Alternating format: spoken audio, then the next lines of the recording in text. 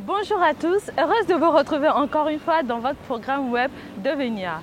Cette émission qui a justement pour mission de booster votre inspiration. Et aujourd'hui, nous sommes dans le complexe Miadjoe à Neho. Le promoteur Lionel Djondo a eu le plaisir de nous recevoir pour nous raconter son parcours. Fils de Gervais Djondo, l'un des hommes ayant impacté la sous-région ces 50 dernières années, Lionel Djondo est un modèle de réussite. Il fait ses études en France, aux États-Unis, puis à Dakar. Après l'obtention de son Master of Business Administration, MBA, il rentre au Togo et intègre plus tard le premier groupe bancaire panafricain Ecobank, dont son père est cofondateur. Après une carrière professionnelle bien accomplie, Lionel Djondo décide de s'ajouter la casquette d'entrepreneur à travers son concept Miadjoe. Étant passionné par la nature, c'est à Anéro qu'il choisit d'installer son complexe à l'endroit où se rencontrent la mer et le lac Togo. Un lieu qui sert de promotion de la culture de la dite ville, où tourisme et restauration s'invitent. Lionel Djondo fait partie de ces jeunes qui rêvent de développer son pays à travers sa culture. Bonjour Lionel. Bonjour Ghislaine. Vous allez bien? Très bien. Merci de nous recevoir. Le plaisir est partagé. Après toutes les acrobaties qu'on a eu à faire, c'est vrai. Vous êtes vraiment un homme occupé. Oh, ça dépend des périodes. Vraiment. Donc on a eu de la chance. Oh, c'est peut-être moi qui ai de la chance de vous recevoir. Eh bien, ça me fait plaisir. Ça me fait plaisir aussi. Alors, qu'est-ce qui vous a poussé à vous convertir en entrepreneur quand c'est que vous aviez travaillé dans une grande banque comme Ecobank et de surcroît qui appartient à votre père? Alors la question est un peu longue, mais qu'est-ce qui m'a poussé à démarrer l'entrepreneuriat? Je pense que je suis né dans une famille d'entrepreneurs, mon père et d'autres frères, et je dirais la passion aussi.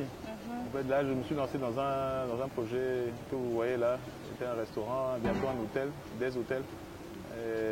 C'était d'abord la passion. La passion pour la pêche, l'eau, et puis le Togo, l'Afrique en général. Et donc je me suis dit qu'on pouvait monter un projet qui serait viable, qui générerait de l'argent et qui fera vivre beaucoup de gens autour de ce projet. Et qui inspirera aussi d'autres personnes à faire la même chose ou même mieux. Et de façon à ce que ça crée un vrai écosystème qui pourra changer les choses et de façon visible. Okay. Et vous aviez fait vos études aux États-Unis, ensuite vous êtes allé à Dakar et avant de rentrer au pays, racontez-nous un peu votre parcours. Alors mon parcours, ça a commencé en France. J'ai quitté le Togo pendant la période des troubles. J'étais censé partir pour des vacances et finalement l'école ne reprenait pas, donc j'ai continué mes études en France. J'ai eu mon brevet, mon bac en France. J'ai fait une école de commerce dans le sud de la France, à Sophie Antipolis. Et ensuite, je suis parti continuer mes études aux États-Unis, à Florida Tech, en Floride. Et ensuite, je suis rentré en Afrique, où j'ai fait le Ecobank Manager Formation Programme. Donc, c'est un programme pour former des jeunes cadres qui vont continuer dans la banque. Donc, ce programme m'a emmené au Ghana d'abord, 1 an. Ensuite, 1 an au Sénégal. Et étant au Sénégal, j'ai découvert le programme qu'on appelle le MBF. C'est un programme qui est abrité au CESAG. CESAG, c'est l'école de la Banque centrale de la BCAO, le siège à Dakar. Et ce programme était extraordinaire puisque c'était un programme financé par la Banque mondiale, l'Union européenne et puis beaucoup d'autres institutions financières qui étaient chargées de former des cadres africains. C'est ce programme qui m'a beaucoup marqué. Et voilà, donc, le MBF à Dakar. Voilà à peu près mon parcours scolaire. Ensuite, après mon MBA, je suis rentré au Togo, où j'ai commencé à la BIDC. Et je fais partie des premiers, puisqu'à l'époque c'était le fonds de la CEDEAO. Donc ça s'est transformé en banque d'investissement et de développement de la CEDEAO. Donc j'ai commencé là et en étant là-bas, j'ai rencontré le cabinet Deloitte aujourd'hui, avec qui on a eu à travailler sur un projet là-bas. Et ça m'a plu et j'ai décidé de partir en cabinet aussi. J'ai fait 7 ans à Deloitte. Et ensuite, j'ai démissionné de Deloitte pour monter mon propre cabinet, qui existe toujours aujourd'hui. Ensuite, je me suis marié et donc il me fallait de la stabilité, donc il fallait un emploi qui me rémunère tous les mois. Donc je pense que c'était plus ça qui m'a poussé à reprendre, on va dire, travailler pour quelqu'un. Ouais. Voilà, donc j'ai démarré à EcoBank comme responsable du risque opérationnel. J'ai fait quelques années. Ensuite, je suis passé au siège. J'étais en charge du crédit pour les PME, PMI. Voilà. Donc, Mais avant d'arriver à un certain niveau, lors d'une masterclass, vous aviez raconté un peu votre histoire. Et là, vous avez fait savoir que vous n'avez pas été, vous n'avez pas été favorisé par votre père, vu sa position, vu que la banque lui appartenait, mais que vous avez commencé par le bas de l'échelle. Okay. Est-ce que cet aspect de la chose vous a en quelque sorte fortifié Oui, bon déjà il faut préciser, c'est pas sa banque, hein. C'est un fondateur, il est actionnaire, mais c'est la banque de beaucoup de gens, parce qu'il y a beaucoup d'actionnaires. Peut-être que vous avez des actions, donc vous êtes aussi propriétaire de EcoBank. Ouais. Donc oui, EcoBank, j'ai démarré à la caisse. Comme je vous l'ai expliqué, hein, à travers le programme que j'ai fait en commençant au Ghana, au Sénégal, j'ai commencé à la caisse. Et c'était un peu frustrant, j'avais déjà expliqué. Frustrant parce que tu te dis, bon, je vaux mieux que ça, j'ai fait des études, nanana. C'est pas pour dénigrer ceux qui sont à la caisse. Exactement. Mais bon, à premier abord, c'est l'impression inconsciemment qu'on a. Ça faisait pas bizarre? Oui, mais c'était la meilleure école possible. Parce que je me dis, si je suis là à entreprendre et que je pense que les choses vont bien, on est sur le bon chemin, c'est en grande partie ça. Et ça te permet, à mon avis, hein, c'est la meilleure école possible parce que par rapport à la banque, tu passes par toutes les étapes possibles.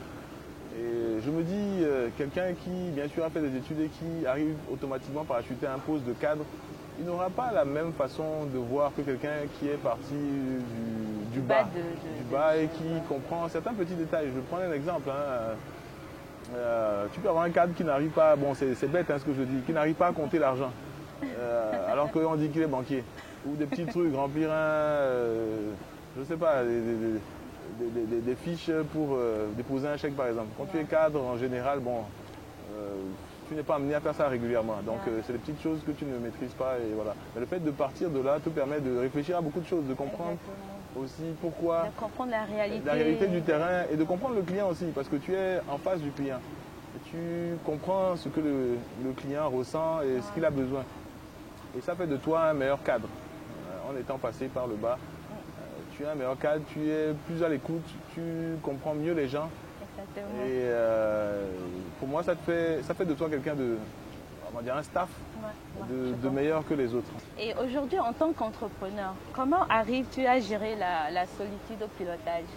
Parce qu'avant, tu étais sous les ordres de quelqu'un, mais aujourd'hui, tu es ton propre chef en fait. Okay. Oui, effectivement, je dirais pas le terme solitude un peu fort, je trouve. Et puis moi, dans mon cas, je suis bien entouré. J'ai ma femme à mes côtés qui m'aide à gérer aussi l'entreprise. Mais je me dis, le fait d'être passé par la banque fait de moi, à mon avis, un entrepreneur un peu plus avisé. Et donc, c'est des outils que j'ai eu à utiliser pour pouvoir juger si une entreprise sera viable ou pas. Voilà. Et là, aujourd'hui, tu te retrouves à la place de l'entrepreneur. Ouais. Alors qu'à l'époque, moi, je jugeais les entrepreneurs pour savoir si on leur prêtait de l'argent ou pas. Donc, il faut comprendre son business. Ouais. Il faut voir si sa façon de manager est viable. Est-ce que si on lui prête de l'argent, il va pouvoir nous rembourser un jour? Donc, voilà. Donc, quand tu étudies ça pendant des années et que tu te retrouves à la place de celui qui entreprend, on comprend mieux. Voilà, je pense que tu es un peu plus rigoureux, tu comprends beaucoup d'outils que tu avais mis en place avant. Et je pense que ça te donne un plus en tant qu'entrepreneur, ce passage-là. Et donc ça veut dire que dès le début, tu n'as pas eu peur de te lancer dans cette aventure? Bon, je pense pas que ce soit un aspect... je pense pas que ce soit que ça qui fait qu'on n'ait pas peur de se lancer. Je ne dirais pas que je n'ai pas eu peur, mais je pense que j'étais confiant parce que, comme j'ai dit tout à l'heure, le premier truc, c'est la passion.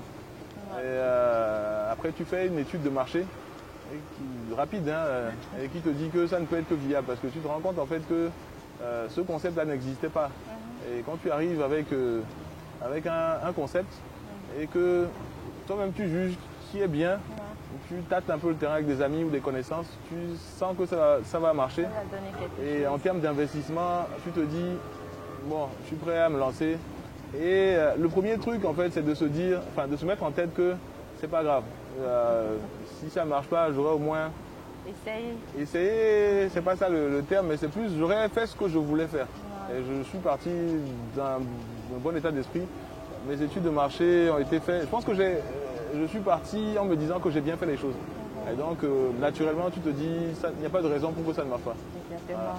Et aujourd'hui, quand on revient sur le concept Miadjoe, quelle est l'histoire derrière ce nom? Pourquoi avoir choisi ce nom, Miadjoe?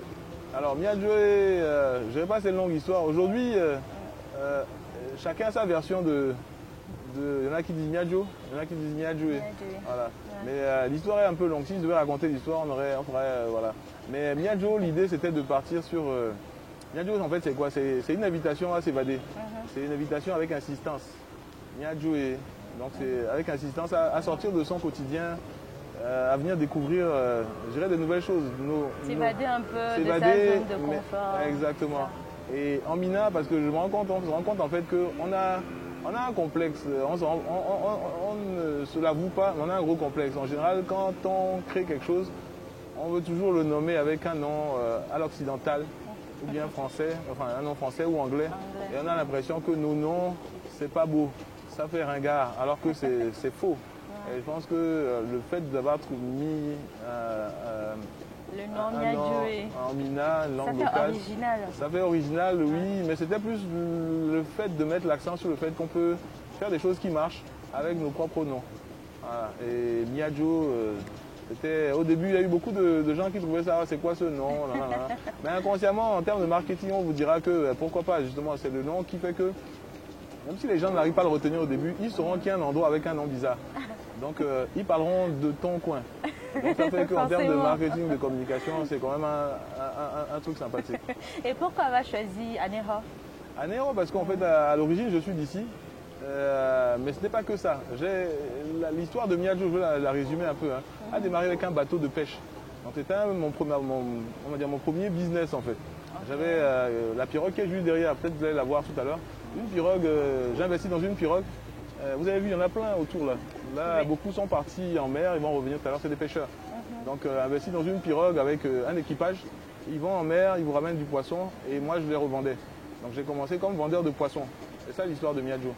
Voilà. Et ensuite, je suis allé une fois en mer avec eux pendant 3 jours. Et c'est en revenant que je me suis rendu compte du danger et du danger qu'ils encourent tous les jours. Ces gens, quand ils vont en mer, ils risquent leur vie tous les jours. Voilà. On est rentré, il n'y a pas eu de problème. Mais c'est seulement quand je suis rentré que je me suis rendu compte que c'était. Parce qu'ils n'ont pas de radio, il n'y a pas de. S'il y a un danger en mer, ils partent à 50 km des côtes. S'il y a un danger en mer, il n'y a pas m'aider. Il n'y a pas d'hélicoptère à l'aéroport qui vient vous chercher. Donc bon, et après je me suis dit. Je débrouille tout seul. Je débrouille tout seul, c'est très difficile. Et je me suis dit, je vais acheter mon propre bateau. Et c'était pendant la période Covid. Et à EcoBank, on avait un système où les équipes tournaient. Donc on avait 2 semaines à la maison, 2 semaines au boulot. Donc ça m'a donné le temps de travailler sur le bateau. Parce que le bateau que j'ai acheté, c'était une sorte d'épave qu'on a refait. Donc la passion a commencé par ça, de transformer un bateau et d'aller un jour le mettre sur l'eau. Voilà comment ça a commencé. J'ai demandé, heureusement la mairie aussi a joué le jeu. On a un maire qui est très dynamique et qui a l'écoute. Et donc je cherchais un endroit pour garer mon bateau, mon premier bateau, que vous allez voir aussi, qui a été fabriqué par nous-mêmes. Voilà. Et donc, il fallait faire un ponton.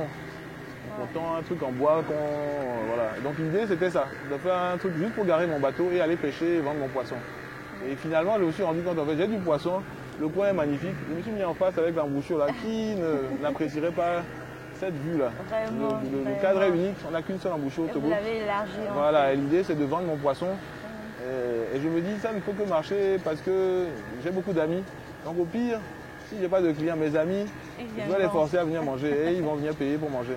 Donc voilà ce qui m'a encouragé, où je n'ai pas eu vraiment peur, parce que je me suis dit, je connais beaucoup de monde.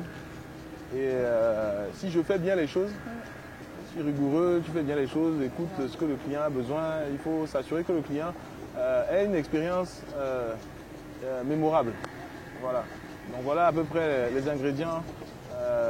qui ont pu composer l'existence de Miadjo aujourd'hui. Voilà.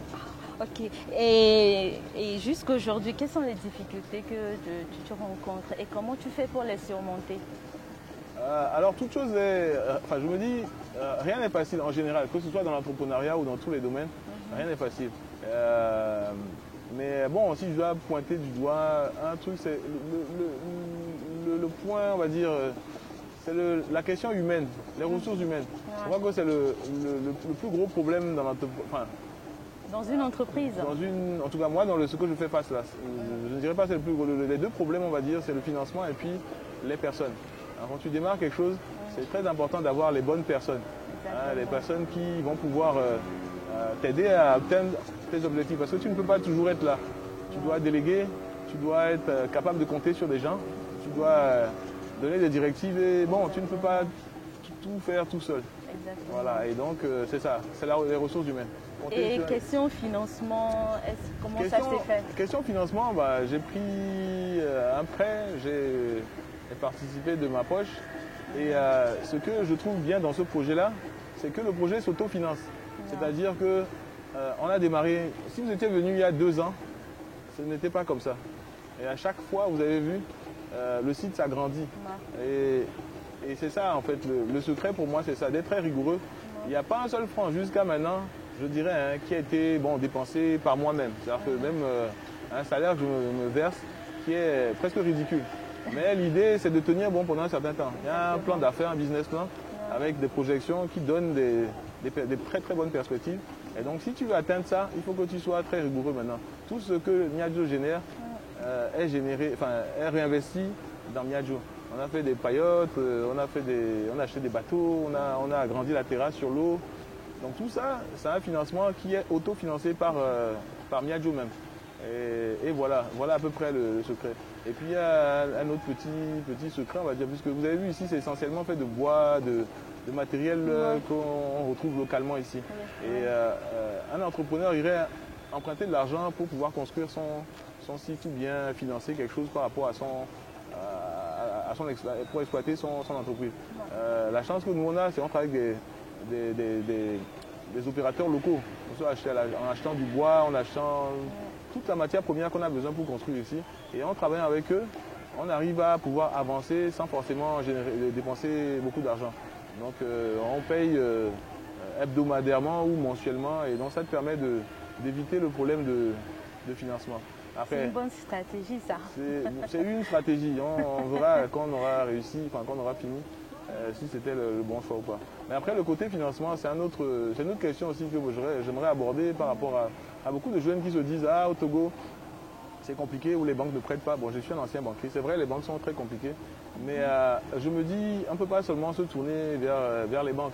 Un truc que j'ai observé, c'est que l'entrepreneur a du mal à mobiliser de l'argent facilement dans nos pays. Et je trouve ça assez curieux parce que quand on observe comment certaines situations se passent, là je me mélange un peu, mais je vais aller ce que je veux dire. C'est-à-dire il n'y a pas de souci. Voilà, ce que je veux dire, c'est que on a du mal à trouver de l'argent pour entreprendre, que ce soit avec nos proches ou avec, avant d'aller voir les banques, nos proches même. Tu vas voir tes amis qui ont peut-être des moyens ou bien d'autres personnes qui n'ont pas autant de moyens que ça. Mais si chacun met un peu, on peut avoir un montant, un capital nécessaire pour démarrer quelque chose. Mais c'est pas évident aussi. C'est pas évident, mais je vous donne un exemple. Quand quelqu'un a un décès dans sa famille, hein, on arrive rapidement à mobiliser de l'argent pour des funérailles. Tu n'auras même plus que tu en as besoin. Ouais. Donc ça me fait dire en fait que c'est pas l'argent qui a un problème, c'est de pouvoir convaincre les gens pour pouvoir te donner l'argent. Quelqu'un qui veut partir, qui a trouvé un plan pour partir aux États-Unis ou en France ou à l'étranger, et il lui faut un certain montant pour partir. Exactement. Je vous jure qu'il trouvera l'argent. Même les parents du village vont cotiser pour que tu partes. Et si tu vas les voir et tu dis que tu veux monter une entreprise et que tu travailles quelque part, tu es dans une entreprise et tu gagnes tant, mais tu aimerais tant d'argent pour pouvoir entreprendre, tu ne trouveras pas cet argent-là. Et donc la question, c'est pas qu'il n'y a pas d'argent. La question, c'est de pouvoir convaincre les gens. Et ça, avoir les arguments nécessaires. Exactement. C'est là où je me dis, où j'aimerais, le message que j'aimerais passer, c'est vrai qu'il y a plein de choses difficiles, mais c'est pas sur ça que je me dis, si on arrive à convaincre quelqu'un ou un groupe de personnes sur la pertinence du projet qu'on est en train de mettre en place, il n'y a aucune raison pour que quelqu'un ne vous donne pas son argent et vous dise allez va et je suis sûr que mon argent va me revenir. Et ça aussi, il faut prendre ça au sérieux. Et je me dis, il y a moyen de mobiliser de l'argent. Et c'est pas l'argent qu'il n'y a pas. Il y a moyen de mobiliser de l'argent sans forcément passer par les banques. Et donc aujourd'hui, tu regrettes pas d'avoir de quitté... virer dans l'entrepreneuriat? Non, au contraire, je pense que tout le monde aspire à travailler pour son compte. Vous savez, bon, c'est vrai qu'on ne peut pas avoir que tout le monde ne peut pas être entrepreneur, voilà. Mais moi, je pense que c'est une superbe aventure parce qu'en général, quand tu entreprends et tu démarres quelque chose, moi, je prends le premier point, le premier aspect, c'est la passion. Il faut aimer ce que tu fais. Ouais. Et si tu montes un truc qui te fait vivre, il n'y a pas de raison pour que tu n'aimes pas ça. Hein, peu importe ce dans quoi tu t'es lancé. Mais en général, je pense que les gens qui entreprennent, il y a une affinité avec le domaine dans lequel ils sont. Voilà. Et donc je pense que bon, il y a une passion. Tu aimes ce que tu fais et tu ne prends pas ça. Pour toi, c'est pas un travail. C'est comme un footballeur qui est payé des millions ou des milliards pour aller jouer au football. J'en connais très peu qui vont te dire que il n'aime pas aller s'entraîner ou bien il n'aime pas ci, il n'aime pas ça. C'est une passion. Et il est payé pour vivre sa passion. Et je trouve que c'est un luxe. Et donc moi, je ne peux pas regretter d'être voilà, aller au boulot, avoir des heures où bon, tu vois un peu. Mais ce qu'il faut retenir, ce que moi je retiens dans tout ça, c'est que comment dire, il y a la passion, oui, mais il y a aussi le désir d'impacter son environnement, de pouvoir faire quelque chose. D'exceller dans son domaine en fait. Oui, exceller, mais le plus important c'est de pouvoir générer quelque chose autour de toi. C'est-à-dire que en étant là, c'est vrai, c'est moi, j'ai monté, mais il y a aussi des emplois qui ont été créés et qui vont être créés parce qu'il y a encore la structure est appelée à grandir. Donc on va recruter, on va payer des impôts, on paye des impôts. On va contribuer à rendre notre société meilleure. Et pour moi, on a besoin d'entreprises. Et donc le fait d'en avoir une et de contribuer à tout ça, c'est une fierté de contribuer à faire avancer son pays à sa façon. Voilà. Et quels sont vos conseils à l'endroit des jeunes qui voudraient faire comme vous, par exemple? Le conseil que je donne aux jeunes, c'est de se lancer en fait et de ne pas trop, je dirais pas ne pas trop réfléchir. Bien sûr qu'il faut réfléchir à son projet avant de se lancer, mais moi je pense que c'est important de se lancer, de ne pas avoir peur, de ne pas écouter ce qu'on dit. Parce que s'il faut entreprendre dans nos pays en général, tu auras toujours des gens qui te diront bon voilà quoi, c'est difficile. Si tu n'es pas dans tel truc, voilà, si tu n'es pas de tel truc, ça ne va pas marcher. Ouais. Si tu n'es pas ami avec tel, tu n'as un truc, ils vont te voler ton projet. C'est peut-être vrai, mais si tu ne sais pas, tu ne sauras jamais. Il faut toujours essayer. Exactement. Et je pense qu'il ne faut pas avoir de regrets. Il ne faut pas avoir de regrets. Et je considère que si tu fais bien, il n'y a aucune raison pour que ça ne marche pas. Faire bien, c'est du début de temps, même en réfléchissant, il faut bien réfléchir. Ouais. Du début jusqu'à la fin, si tu fais bien, il n'y a aucune raison pour que ton entreprise échoue. Ouais. Voilà. Et l'autre conseil que je peux donner, c'est voilà, il faut s'y mettre. Il faut s'y mettre. Et, il faut toujours s'y lancer. Il faut se lancer. Ouais. Parce qu'il y a beaucoup de gens qui ont énormément de projets, de très bonnes idées, de moins bonnes des fois, mais ils ne se lancent pas. Et ils se disent, il me faut tant pour démarrer mon projet. Et il a cette idée-là, ça fait 10 ans, 12 ans, 13 ans, 14, 15 ans. Arrivé à un certain âge, tu ne peux plus faire ton truc et ton projet est dépassé. Et donc c'est ça, se lancer, ne pas avoir peur de se lancer. Se lancer, on n'a rien à perdre que... De toujours essayer. Voilà, exactement. Culturellement, on a un problème qui fait que on n'a pas la culture de l'entrepreneuriat dans nos pays, particulièrement francophones. Quand je dis culturellement, nos familles même sont un frein pour nous. Parce que quand tu veux quitter ton emploi, même si c'est un tout petit emploi, tu ne gagnes pas grand-chose. Ça ne te permet pas de vivre. Si tu dis que tu veux quitter ça, tes parents même te diront, non, mais attends, le petit que tu gagnes, c'est déjà ça, il faut l'entretenir, il faut... Non. Et la société n'est pas... en fait à rester d'une certaine façon, la société n'est pas entrepreneuse. Non. Et donc, quelqu'un qui est entrepreneur, il va le décourager. Et c'est seulement quand tu as réussi qu'ils vont t'applaudir. Voilà. Mais culturellement, on n'est pas... Alors que chez les anglophones, ils sont tous... Enfin, déjà, dès le bas âge, l'entrepreneuriat est naturel. Quelqu'un qui entreprend, c'est pas extraordinaire. Et puis on a la culture... Là-bas, ils ont une culture de comment dire, de pousser les gens à entreprendre. Alors que chez nous, ce n'est pas le cas. On a toujours envie d'avoir un poste correct. Si tu demandes à la plupart des jeunes au campus Salomé, qu'est-ce qu'ils aimeraient faire plus tard, ils vont te dire, ou dans l'administration, certains ils voudront aller travailler pour telle grande société, ils veulent travailler pour telle grande société, mais personne ne veut travailler pour lui-même. Ou il a l'impression que c'est impossible, ou bien, voilà. Chez les anglophones, que ça pourra changer? Ça va arriver, je pense qu'il y a de plus en plus de formations, il y a de plus en plus de gens qui sont de plus en plus conscients aussi. Et que, bon, entreprendre, c'est le chemin. Hein, et puis, il n'y a aucun pays qui a réussi avec que des fonctionnaires. C'est les entreprises qui paient les impôts. Donc, il faudra encourager l'entrepreneuriat. Il n'y a que ça qui peut faire de nos sociétés des sociétés viables et des pays, voilà. On ne peut pas développer, voilà. On ne peut pas tout le temps attendre que l'État fasse les choses à nos places. Voilà. S'il y avait des entreprises, je prends un exemple, des routes non goudronnées, si on a 10 entreprises là-bas qui ont besoin d'une route, pourquoi est-ce qu'au on va faire la route là, on n'aura pas besoin de l'État. L'État va le faire aussi parce qu'il sait qu'on paie les impôts. Voilà. Donc voilà à peu près. En tout cas, merci beaucoup. Merci pour ce partage, merci pour cette belle histoire. Et on espère que ça a pu inspirer d'autres personnes et tout. Et merci en tout cas de nous avoir reçus. Merci à vous d'être venus, merci de m'avoir mis dans votre liste d'entrepreneurs à écouter. Hein. Donc merci d'être venu jusqu'ici, parce qu'on aurait pu le faire à Lomé. Et merci à vous et bonne continuation pour votre émission et votre future chaîne. Merci beaucoup. Et je vous souhaite beaucoup de courage. Merci. Et beaucoup de courage à vous. Merci, aussi. Merci. Merci à tous de nous avoir suivis. Retrouvez l'émission comme d'habitude sur notre chaîne YouTube ID Business. Je vous dis à très bientôt pour une nouvelle Success Story. Au revoir.